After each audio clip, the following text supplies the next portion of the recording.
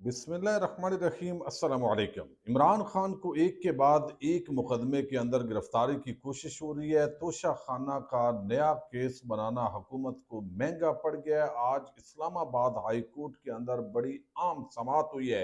इसकी कुछ तफसील आपके सामने रखनी है। आज सुप्रीम कोर्ट ऑफ पाकिस्तान में मंसूर अली शाह के सामने मनशियात के मुलजम के वकील ने इमरान खान के किस तरह हवाले दिए और फिर उनके साथ क्या हुआ, ये तफसील भी आपके सामने रखनी है।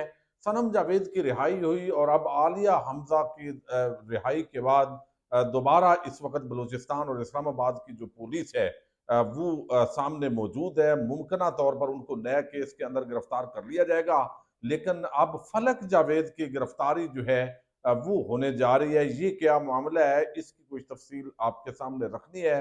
यूसुफ रजा गिलानी जो सरकारी दौरे पर इस वक्त लंदन में है, लेकिन लंदन के अंदर असल वो गए किस वजह से हैं, ये चीज भी आपके सामने रखनी है। उम्मीद है आप वीडियो समाप्त करेंगे और अपने कीमती फीडबैक से जरूर आगाह करेंगे। इस वक्त एक तरफ आवाम जो है वो महंगाई की चक्की में पिस रही है। रोज पेट्रोलियम प्राइसेस के अंदर जो है वो इजाफा होता है, लेकिन आज एक मरतबा कमी करके ये एहसान जतलाया जाता है कि हमने बहुत बड़ा कारनामा सर अंजाम दे दिया है। लाहौर इस वक्त पानी के अंदर डूबा हुआ है। ये बात तो कही जा सकती है कि बड़े बड़े जो दुनिया के शहर है वहां पर जब इतनी बारिश होती है तो लाजमी तौर पर एक दफा पानी खड़ा होता है। जनरल हॉस्पिटल सब जो सर्विसेज हॉस्पिटल समेत किस तरह एक पूरा जो है वो तालाब का मंजर है।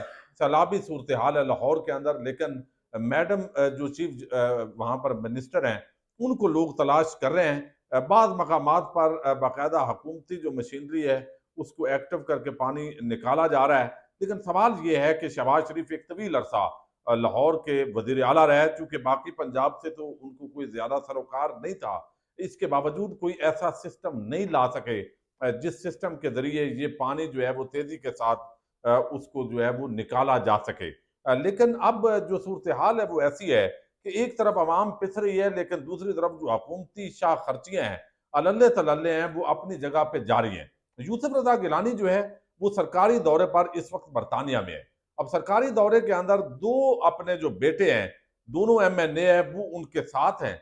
और ये मामला असल में क्या है, अब होता यह है कि जब ये लोग इन्होंने कहीं जाना होता है तो सरकारी होते हैं, तो ये कहते हैं जरा कोई इस तरह का ट्रिप बना दें कि खर्चा सरकार का हो, इस टैक्स पेयर के पैसे का पे हम पलें, उनके टुकड़ों पे सारे मामला चला सकें।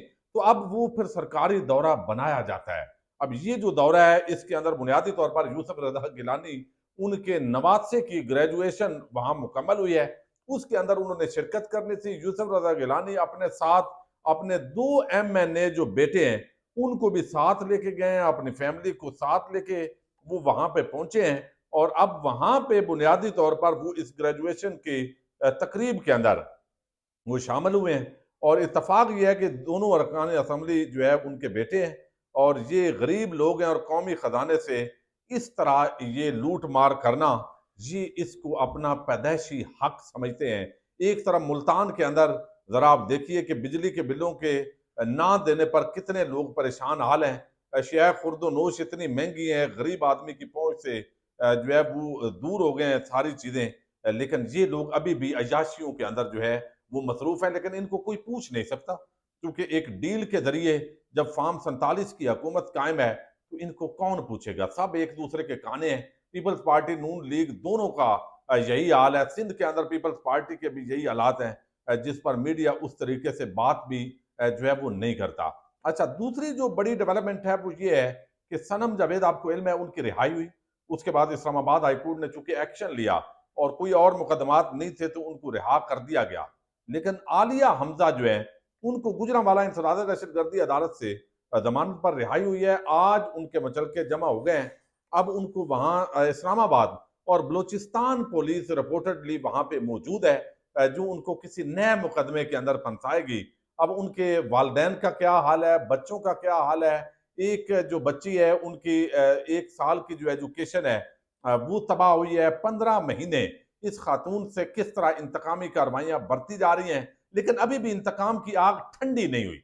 जो लोग बैठे हुए हैं अरबाब इख्तियार हैं और उनको बस वो घुस बैठ गए हैं मुल्क के ऊपर और खवातीन को अब इनको इस तरह टारगेट करने का मकसद क्या है?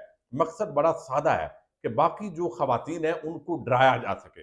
पाकिस्तान के अंदर चूंकि पहली मर्तबा जो खवातीन हैं वो इतनी बड़ी तादाद के अंदर जो है वो मैदान के अंदर आई है, सियासत के अंदर उन्होंने दिलचस्पी ली है, मुल्की मामलात के अंदर जो है उन्होंने हक राय दही इस्तेमाल किया है, तो उनको डराना है कि आपके साथ भी ये सलूक हो सकता है। तो आप ये लाजमी तौर पर ये किया जा रहा है। दूसरी तरफ जो फलक जावेद हैं उनको अब गिरफ्तार किया जा रहा है। एक उनके घर पर छापा मारा गया है एफआईए की तरफ से, और जो मामला है वो बुनियादी तौर पर जो है वो बड़ा एक आम मामला है। और वो अज़मा बुखारी के पिछले दिनों एक वीडियो जो है वो लीक की गई और बताया गया कि ये फेक वीडियो है, उस पर तबसरे भी हुए। अब फलक जावेद जो है उन्होंने ये जो तबसरा कोई ऐसा नहीं किया जो काबिल एतराज हो। अब एक ट्वीट जो है मैं आपके सामने रख रहा हूँ। उसने कहा कि कनीज नंबर 2 उज़मा बक बक की भी वीडियो लीक। क्योंकि वीडियो जब सोशल मीडिया पे आ रही होती है बाद में पूरी तहकीकात करनी चाहिए, लेकिन उस वक्त चूंकि फैल रही होती है चीजें तो नहीं पता होता कि असली है फेक है जोड़ी गई है। इस तरह तो कितनी वीडियो जो है वो जोड़ के नून लीगियों ने चलाई और उनको असली करार दिया गया, लेकिन बाद में पता चला कि ये 2 नंबरी है। जैसे साकब निसार जो है उनकी ऑडियो तक किस तरह जोड़ी गई। अब उन्होंने साथ ही कहा कि दूसरों की इज्जतें उछालने वाले खुद भी महफूज नहीं रहे। खब खैर घटिया काम है, जो भी करे अल्लाह हदायत दे, सबकी इज्जतें महफूज रखे। अब ये साथ उन्होंने दुआ भी की है कि भाई आप ये हरकतें करते हैं, नून लीग वालों को बताया है, तो आप ये हरकतें करते हैं ये अच्छी नहीं होती। आज आपकी भी ऑडियो इसी तरीके से लीक कर दी गई है वीडियो, जिस तरह आप बाकियों के बारे में हरकतें करते हैं, लेकिन साथ ही उन्होंने इसकी मजम्मत भी की है और हदायत की दुआ भी की है। लेकिन इसको मुकम्मल तौर पर जो है वो नजरअंदाज किया गया है। अब यहाँ पे इस ट्वीट पे एफआईए ने उनको छापा मारा है घर पे, और अब वो घर पे मौजूद नहीं थी, तो अब नोटिस उसको भेजा है कि वो पेश हो। तो लाजमी तौर पर जो अगला टारगेट है सनम जावेद के बाद वो फलक जावेद है, चूंकि मीडिया के अंदर वो सोशल मीडिया पे बड़ी एक्टिव थी, तो उनकी जो गिरफ्तारी है वो अब की जा सकती है। लेकिन सुप्रीम कोर्ट ऑफ पाकिस्तान के अंदर एक मुकदमे में बड़ी दिलचस्प सूरत हाल पैदा हुई है। वसीम मलिक बड़े आम रिपोर्टर हैं सुप्रीम कोर्ट ऑफ पाकिस्तान के। वो बताते हैं कि चूंकि एक मंशियात का मुलजम और उस पर भी 14 मुकदमात बना दिए गए और जजेस ने सवालात उठाए, भाई हर मुकदमे से वो उसकी जमानत भी होती रही, ये क्या मामला है? तो वहां पर फिर इमरान खान के जो केसेस हैं उनका वकील ने हवाला दिया, और हवाला ये दिया कि 200 के करीब मुकदमात हैं, लेकिन इमरान खान की साइफर मुकदमा दीगर मुकदमात के अंदर जमानतें हुई हैं, तो इसकी भी जमानत हो सकती है क्योंकि सफिशिएंट एविडेंस प्रोसिक्यूशन के पास मौजूद नहीं है। तो अब वो लिखते हैं कि सुप्रीम कोर्ट ने इमरान खान से मुतल्लक अदालती फैसलों का हवाला देने पर मंशियात के कारोबार में मुलव्वस मुल्ज़म उबैदुल्लाह की रिहाई का हुक्म दिया है। और खबर वो कहते हैं कि ये है कि जस्टिस मंसूर अली शाह की सरबराही में 3 रुकनी बेंच के सामने मंशियात के कारोबार के मुल्ज़म उबैदुल्लाह की जमानत का केस मुकर्रर था। जस्टिस मंसूर अली शाह ने मुल्ज़म के वकील गुलाम सजाद गोपांग से इस्तफसार किया कि रिपोर्ट के मुताबिक मुल्ज़म पर 14 मुकदमात दर्ज हैं, जमानत कैसे दे दे? मंशियात के कारोबार में मुलव्वस मुल्ज़म जमानत नहीं सजा का हकदार होता है। मंशियात मुआशरे के लिए नासूर है, तालीमी इदारों में मंशियात का जो नासूर है वो फैल रहा है। अब मुल्ज़म का जो वकील है उसने कहा कि आइन के आर्टिकल 25 के तहत मेरा मुवक्किल उबैदुल्लाह और साबिक वज़ीर आज़म इमरान खान बराबर के शहरी हैं। अदालत ने इमरान खान और मेरे मुवक्किल को आर्टिकल 25 के तहत एक निगाह से देखना है। मंसूर अली शाह साहब ने इस्तफसार किया कि भाई जी इमरान खान को 200 से यानी इसका इमरान खान के मुकदमात के साथ जमानत के साथ क्या ताल्लुक है? तो फिर मुल्ज़म के वकील ने जवाब दिया कि इमरान खान को 200 से जायद मुकदमात के बावजूद सुप्रीम कोर्ट ने साइफर केस में जमानत दी। इमरान खान साइफर केस में जमानत के वक्त 4 मुकदमात में सजा याफ्ता थे।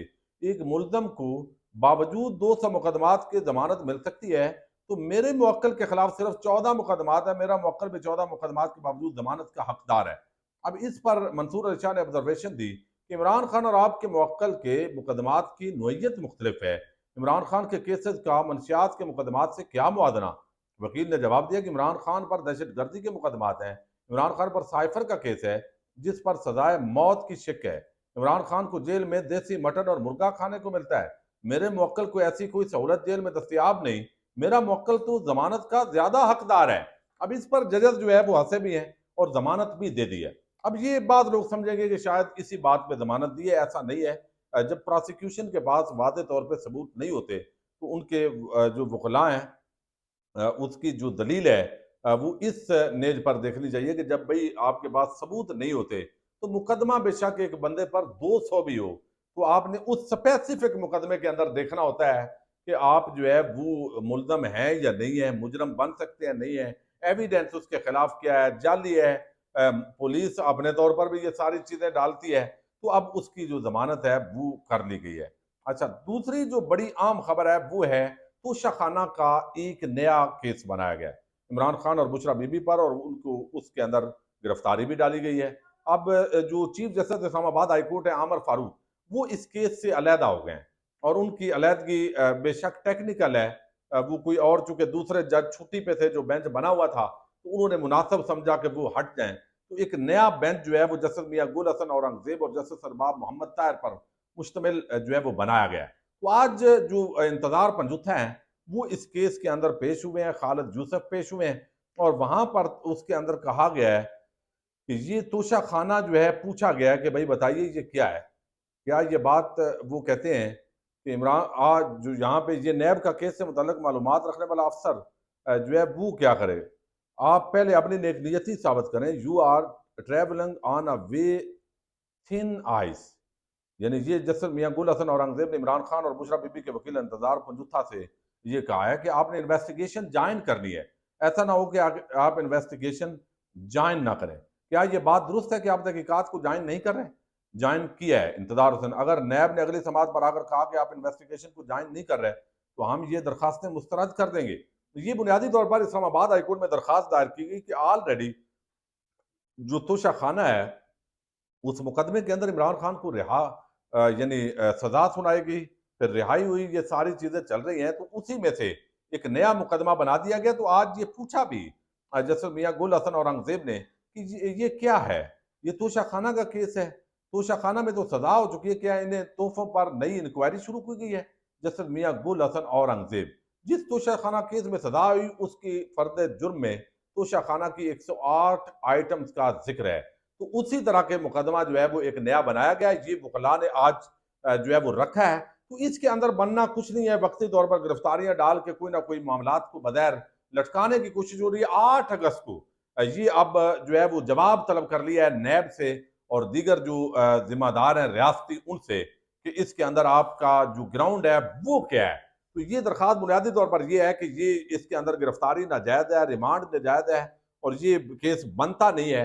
तो ये 8 अगस्त को इंतहाई आम हैरंगी हुई, और मुमकिन तौर पर ये जो नया तोशाखाना केस है ये हुकूमत के नैब के गले पड़ेगा, और ये उन्हीं मामलात से रिलेटेड है जो ऑलरेडी पहले जो है वो हो चुका है। अब उसी में से जब एक के अंदर जमानत होती है, तो फिर अंडे और बच्चे निकाल लिए जाते हैं। तो इस्लामाबाद हाईकोर्ट के जो जजेज हैं वो कानून और आइन के साथ खड़े हैं, और आज पौधे भी लगाए हैं तमाम जजेज ने, और उस पर बड़े तबसरे भी हो रहे हैं। चौधरी परवेज इलाई जो है उनकी सेहत काफी गड़बड़ है, वो इसीलिए एक्टिव नहीं है, हॉस्पिटल के अंदर एडमिट है, बस सब दुआ करें।